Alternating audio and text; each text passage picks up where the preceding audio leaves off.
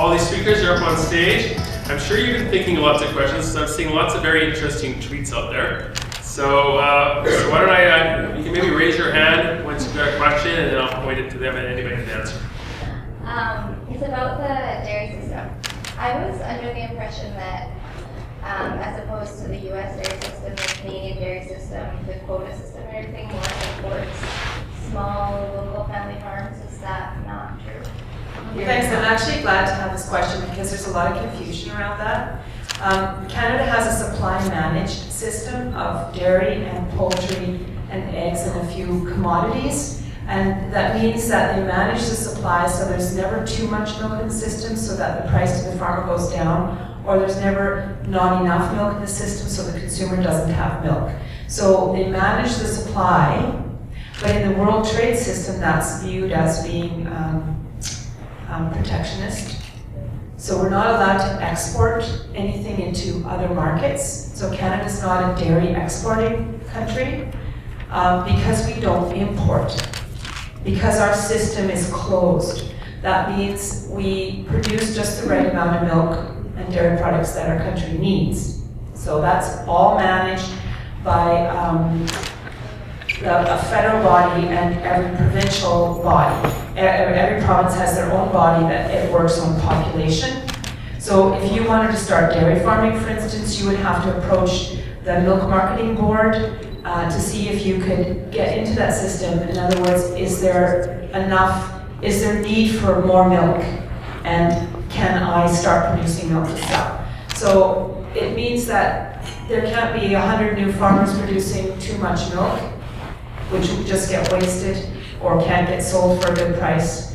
But that means the quota at this point in time has to be purchased. In other words, just the license to sell milk has to be purchased. And that price fluctuates on the market depending on the demand, etc. Every province, the price is a little bit different. In Western BC, there's a lot of demand for milk because it's a very good dairy producing area because the climate is good. There's a lot of grass grown, etc. It's easy to. In the prairies, it's harder to have dairy cows because the winters are so harsh, etc. So that system is the Canadian system. In America, in the US, there is no supply managed system. As an individual farmer, you have to find a contract with a processor. So if I wanted to farm, I'd have to go find a processor to take my milk and make a contract with them so that they would continue to take my milk, because you've got your mortgage, you've got your house. Dairy is a very expensive farming occupation. Animals are individual people, and they need high care. They're all lactating mothers, really, so they need the best diet, the best environment to be functioning, and all the equipment is very expensive. And so sometimes you'll go across the border to the States and you'll see a farm that was functioning 6 months ago, lots of cows around, and now it's dead. They don't have that guarantee that in Canada keeps you with a fair price for your milk. So I hope that answers your question. In Canada, the farmers get a fair price for their milk, and they guarantee that they'll have a sale for the milk. In the US, they don't have that. They have a contract, but you know how contracts are. If the processor goes out of business, they can't honor that contract. So there's that insecurity there. Right. So with the quota system, it's harder for new farmers to get into farming in Canada, right? That's right, because there's a limited amount of milk that needs to be produced. Right. And so until an older farmer goes out of business or changes or whatever, that quota will come free. Or if there's an increase in the market. For instance, the Canadian Dairy Commission offers quota for processors like me. We're just a little on-farm cheese, but we're an official processor. If we can create products that show innovation so that it will create more market for Canadian milk and cheese. So I went to Ottawa and presented some of our cheeses to the Canadian Dairy Commission, and they granted us production quota, which is only produced on our farm because it's made of grass-fed milk from Guernsey and brown Swiss cows, and those cheeses that we make out of those specifically are Alpine Gold, Country Blue, Casa Blue, and our Gruyere, which are called Heidi, and our Fermier, which is Parmesan style. They're all unique to our farm, so we were given production quota. So that's how you can get more quota if you can increase the market. That's what I was going to ask. What happens if you choose you create a different product from that That quota has been granted to me only if I do not take away market from another similar cheese. So what I did when I went, I took also artisan cheeses from my fellow BC artisan cheesemakers so that the commission could taste them and see the difference. That I wasn't going to be taking market from the Cocolico or from a Moonstruck or whatever, because the cheeses weren't the same. So yeah, so that's how. So there is always quota available, and the milk marketing system does have a program for young farmers, and you can sign up for that, and then that quota will be given to you to use for a certain number of years, and then you start paying it back. But there is an initiative or an innovative program for young farmers to get started. It just takes a long time. So I've got one question here for John, actually. How is it that you can't really get your wine in Halifax and Ontario and that kind of thing, yet you're exporting to China? So maybe you can explain how that sort of works and how you, maybe in a little nutshell, how you actually got into China and now the UK, and I'm sure you're going to other world markets. I know your story about in China, he was actually telling me a story about a little while ago how expensive his wine is in China. Yet, I mean, it's much more expensive there than it is here. Just as a happenstance, because Painted Rock as a business model falls into a very interesting category where we're small enough that what we need direct-to-consumer business. We don't. I don't need the distribution channels of the LCBO in Ontario. I don't need the BC liquor distribution. What I want to do is I want to find that thin layer of demographic throughout Canada, and so what Richard's alluding to in the first reference is the interprovincial shipping laws. Painted Rock has found itself squarely. I've become the poster kid for this, and I didn't intend to be, but I'm very passionate about my ability to be able to sell to Canadians. It's more easy for me to get my wine into Shanghai than it is to get it into Toronto, if you can believe it. So the provinces, there's just been a bill called Bill C-311 go through federally that will allow the interprovincial sale and transfer of wines, which is absolutely common sense, and there was a grassroots movement supported by all Canadians, and everybody rejoiced. It passed. Well, the provinces swiftly threw up some new policy that said, okay, Ontarians, actually this policy was already in place, but residents of Ontario are allowed to physically bring in 1 case of wine across the border.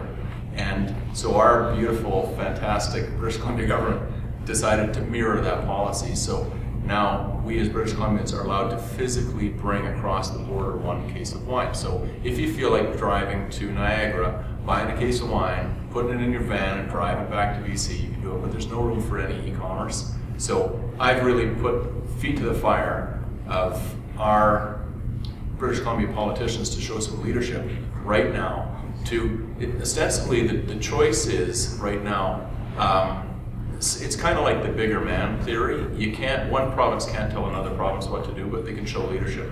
They can say, we're going to allow Ontario wines to come into British Columbia via e-commerce, and then and shame them into mirroring it, shame them into doing for British Columbia wineries what we're doing for Ontario wineries. So that's kind of a little bit of the Bill C-311 episode that I'm involved with right now.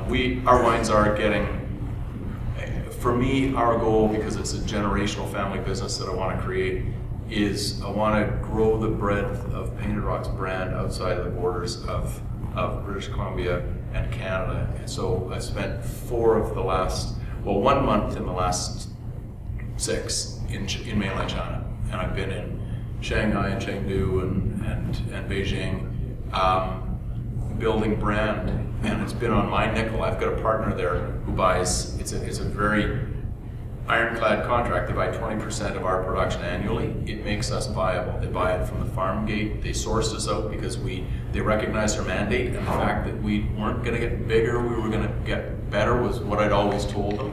So we've got a 60-acre bench.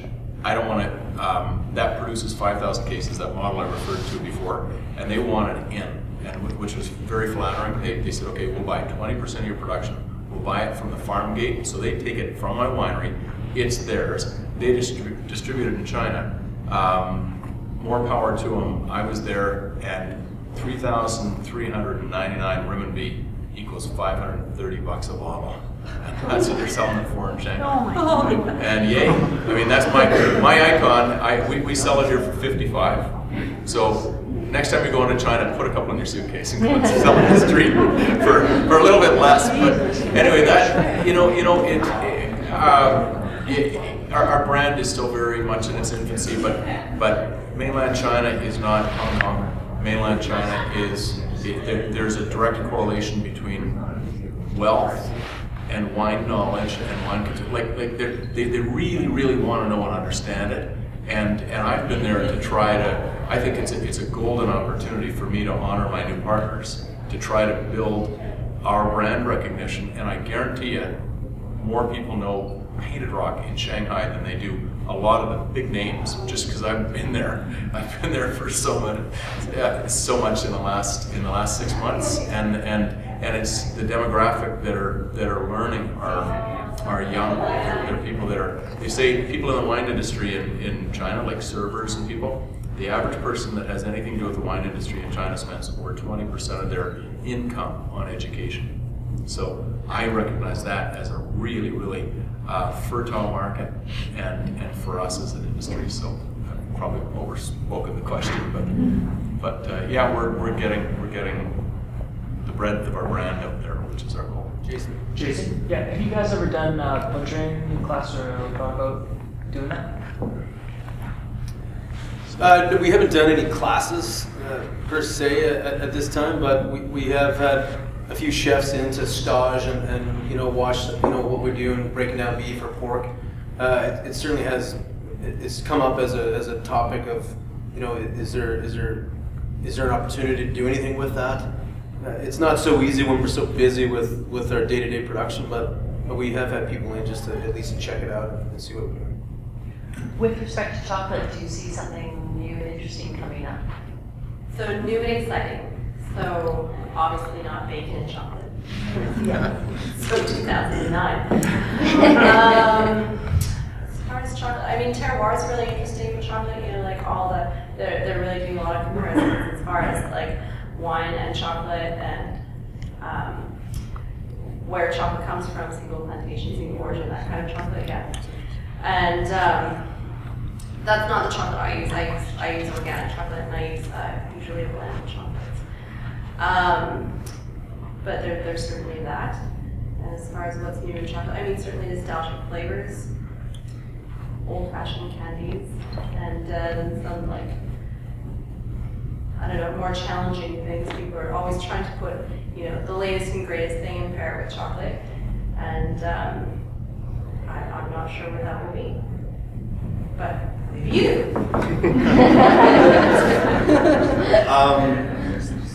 I guess for me the big issue is the politics and the ethics of the actual growing of cocoa. Again, chocolate is a really special thing in that we can only grow cocoa between the Tropic of Cancer and the Tropic of Capricorn, so in the equatorial regions around the world, which are all really sort of unstable political regions. In West Africa, where the Ivory Coast and Ghana, where 56% of the global production occurs, there's a huge issue with child labor, forced labor. So for me, I think that's the bigger issue going forward with chocolate, is how are we going to address that as consumers? You take something that people pay pennies a pound for at the source, and then we convert it into this luxury good in the first world. So that's been our struggle, my partner Jess and I, from the beginning, is how can we kind of rationalize that for ourselves and be comfortable with the fact that we're using a product that so many people are being abused to produce. So that's why we've chosen to work with Cluzel, where they maintain a direct relationship with the growers, trying to foster a better relationship between the end user and the producer. So that's what we're trying to sort of strive for going forward, is creating a more equitable system for everybody. Do you think the changes in the chocolate industry that are happening right now are similar to what's going on in the coffee industry, and also from the consumer side, how that's changing people's perspective? Because there's sort of a coffee culture now, and I think chocolate with Coco Camino and all of these different people who are really focusing on that on a more mass-produced level. Is that changing things for you, and do you relate your industry to coffee sometimes in those changes? Very, very much so. It's growing in the same region, same political issues, same social issues. And it's the same as wine, same as coffee, in that the region where the plants are growing has a huge effect on the end flavor profile. So that the comparisons are definitely there.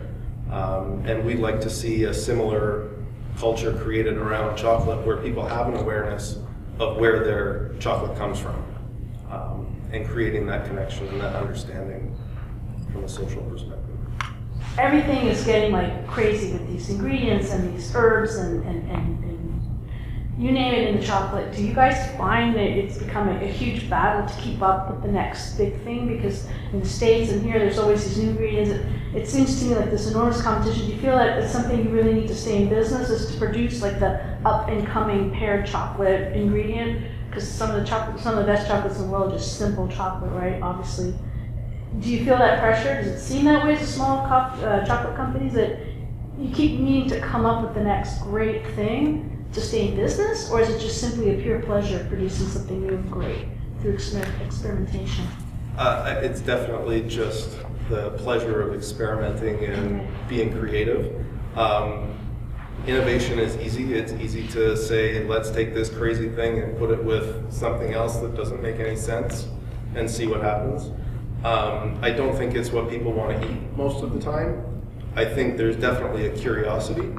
But at the end of the day, I think we sort of go back to the more simple, basic things: chocolate and coffee, chocolate and nuts, just chocolate.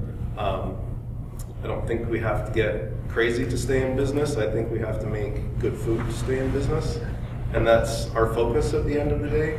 We don't want to make some sort of crazy flavor combination just for the sake of making a crazy flavor combination.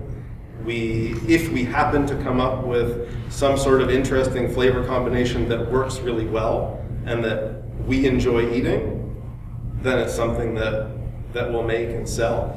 But we're not innovating just for the sake of innovation, to say, look at all these crazy things that we do. Good. Yep. As far as us and innovation, I mean, like our product line is, we have 8 SKUs right now, as in like 8 products, and we're set to release another dozen pretty soon. But they're all, there's nothing really that crazy about them. We don't use wasabi or ghost peppers or hot sauce or anything, crazy in the chocolate, because it really goes back to what, like Adam was saying, what I want to eat, and like I make things that I want to eat, and I hope that other people also will enjoy those things. And if people don't enjoy those things, we stop making those things and we focus on the ones that they do enjoy. And a friend of mine owns a shoe store, and she calls it the red shoe theory. And so like in her store, she always has a crazy, expensive, beautiful pair of shoes that people come and look at, and they say like, wow, look at these amazing shoes, but nobody actually buys the red shoes. People buy, like the black flats, or like the sneakers, like the everyday shoes, but people like to go to a store where they have the red shoes, so they can say that they shop at that store with the red shoe. And so, if following what I'm saying that like it's always nice to have a little bit of innovation, as long as there's a lot of like, safe, comfortable flats. I just have a quick question for Wendy. I just want to know what the best chocolate you've eaten is and where we can get it. Yeah, so obviously it's the vanilla salt caramel with peanut butter crunch from Cocolico by Wendy Boys. That's me. And you can buy it reliably at Edible Canada online, cocolico.ca. As far as other amazing chocolates go, though, I mean, chocolate's really good. right? Like, people like chocolate, and so I'm perhaps not as particular as I should be, because I like chocolate. I eat chocolate every day. Today I decided to buy like dairy milk, I think, has come out with a whole new line of like curried cashew and toasted coconut and like a whole bunch of other like crazy flavors. So I was like, well, those sound interesting. They were pretty good. But I bought them and like we broke them up in the test kitchen and tasted them. But yeah, as far as making chocolate, like I like it. My favorite chocolate, actually my personal favorite chocolate, is like when I get a fresh bag of Javara. That's a milk chocolate from Valrhona, 41% milk chocolate. That's kind of like caramelly and malty. When I get a fresh case and I open up that first bag out of that fresh case and I take one of those pistils and like inhale the aroma and like eat it fresh out of the bag, that's my best chocolate experience, especially if it's like before 8 o'clock in the morning. This question's for Jason. Question about the types of cattle out there. Are you finding a lot of demand between like grass-fed and grain-fed? And do you think that argument's going to keep going, or is there actually a real difference? Are people willing to pay for the actual price difference of that? And I guess which is at the end of the day more sustainable from a market perspective? You know, there's always a massive demand for grass-fed cattle. It's what everybody talks about, but it's what really is not available. Like Canada is, in general. I mean, let's just talk about BC in terms of cattle. Like,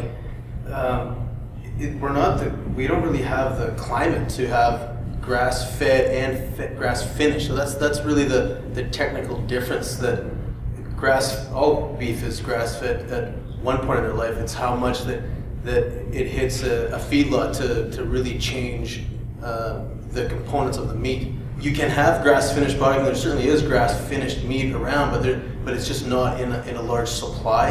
And to really have proper grass-finished cattle, you really only have a 3-month window, because the grass needs to be growing. And because we have snow and all these other elements, it doesn't bode well to have grass finished. And so, and a lot of times the farmers that do grass finished, they don't have the finishing connection with a processor that will take their meat and finish it properly, because such an important aspect of meat, especially beef, is what happens after you pull the dress off it, if that makes sense. It needs to be hung properly and taken care of and so on.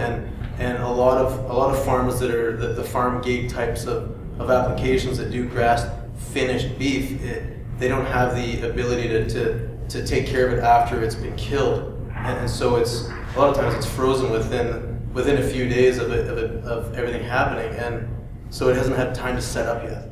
So there's always been I had this beautiful grass finished beef, or I bought this product that was grass finished and I didn't buy it again, or that kind of thing, because they just don't have the finish, the ability to do that, and we don't have the ability to do it year round.